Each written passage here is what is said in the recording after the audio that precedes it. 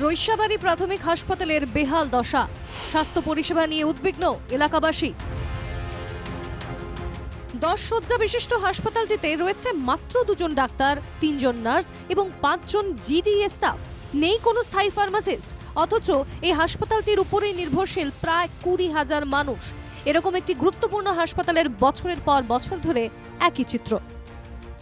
অসুবিধা আমাদের আছে বলার জন্য তো আমি সর্বপ্রথম বলবো যে আমাদের সবার আগে নার্সিং অফিসারের অসুবিধা, জিডিএ স্টাফের অসুবিধা এবং ডক্টরসের অসুবিধা আছে। এত কম ডক্টর বা নার্সিং অফিসার বা জিডিএ হেলথ স্টাফ ছাড়া আমরা এখানে যে স্বাস্থ্য ব্যাপারটা এটা আমরা সামলাতে পারছি না। কারণ এই এরিয়াতে 20,000-এরও উপরে আমাদের জনসাধারণ আছে বা পাবলিক আছে। তো ওদেরকে যদি আমরা ঠিকভাবে পরিষেবা দিতে যাই তাহলে আমাদের আরও স্বাস্থ্যকর্মীর প্রয়োজন।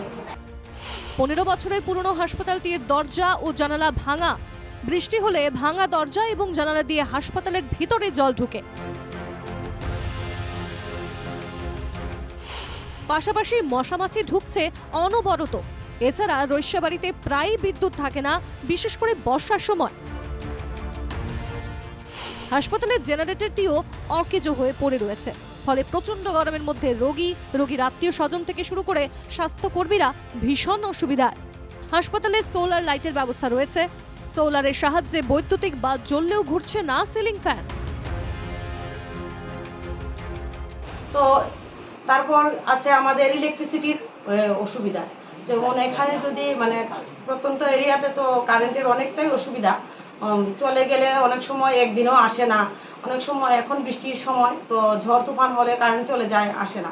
তো এখন আমাদের একটা আছে যে সোলার সার্ভিস। তো সোলার সার্ভিস দিয়ে এত গরমের মধ্যে ফ্যান সার্ভিসটা দেওয়া হয় না। তো পেশেন্টের অনেকই অসুবিধা হয় যে গরমের মধ্যে থাকতে।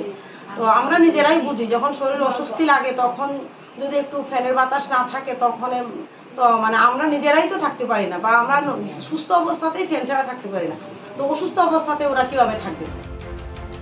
এমতাবস্থায় দাবি উঠেছে রৈশাবাড়ী প্রাথমিক হাসপাতালটিকেও আধুনিক মানের হাসপাতাল করে গড়ে তোলা, যেখানে থাকবে না স্বাস্থ্যকর্মী সংকট থেকে শুরু করে ডেলিভারি রুমে বেডের অভাব।